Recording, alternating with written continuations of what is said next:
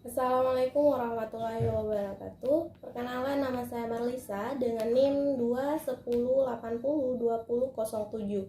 Adapun tujuan membuat video ini untuk memenuhi tugas akhir pada mata kuliah pengambilan keputusan dengan dosen pengampu Bapak Muhammad Tahlan, LC, MSI, MED. Adapun judul materi yang saya bahas adalah peranan kelompok dalam pengambilan keputusan. Pertama, pengambilan keputusan dapat berlangsung pada tingkat individual, pada tingkat kelompok, dan pada tingkat organisasi. Pada tingkat individual, kemampuan seorang pengambilan keputusan sangat tergantung pada kemahirannya, membuka pendekatan ilmiah dengan daya pikir yang kreatif dan intuitif dan bahkan juga yang emosional. Dengan demikian yang diharapkan yang diambilnya akan rasional sekaligus pragmatis. Selanjutnya, kemampuan seorang manajer akan tergantung pula pada tingkat keterampilan melibatkan berbagai kelompok dalam organisasi. Wahana pemanfaatan berbagai kelompok itu biasanya adalah berbagai jenis pertemuan. Karena melibatkan berbagai kelompok dalam proses pengambilan keputusan merupakan kenyataan dalam kehidupan organisasi seorang pengambilan keputusan. Dengan demikian diharapkan memiliki kemampuan untuk memanfaatkan berbagai kelompok tersebut semaksimal mungkin. Poin pentingnya adalah pentingnya melibatkan kelompok. Pada zaman modern seperti sekarang ini, hidup berkelompok bukan lagi hanya bersifat naluri, akan tetapi sudah berubah menjadi suatu keharusan. Penyebabnya ialah bahwa manusia modern dan beradab ternyata mempunyai berbagai jenis tujuan yang ingin dicapai. Akan tetapi tidak mungkin lagi tercapai dengan usaha sendiri semata-mata, melainkan sudah harus melalui jalur organisasi.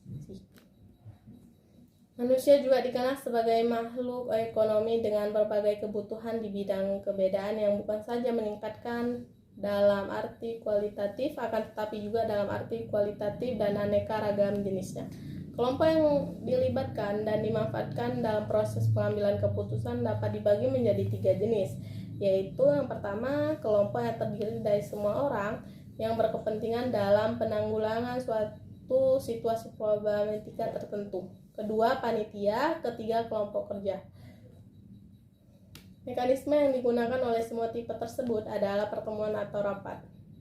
Harus ditekankan bahwa berfungsi setidaknya ketiga jenis itu secara efektif sangat bergantung pada cara bagaimana kelompok itu diatur dan diarahkan. Kalau demikian halnya, seorang manajemen yang mampu bertindak efektif dalam proses pengambilan keputusan perlu beberapa. Yang pertama, menguasai argumentasi yang mendukung atau menentang keterlibatan berbagai kelompok dalam proses pengambilan keputusan. Kedua, memiliki kemampuan mengenali ciri-ciri yang diperlukan agar kelompok dapat berfungsi secara efektif. Ketiga, menguasai teknik-teknik yang menjamin efektivitas kelompok yang dilibatkan. Selanjutnya, perlu tidaknya melibatkan kelompok. Dalam tatanan kehidupan modern, banyak organisasi yang mau tidak mau harus melibatkan kelompok tertentu dalam proses pengambilan keputusan. Artinya, keputusan yang diambil oleh organisasi selalu bersifat kolektif.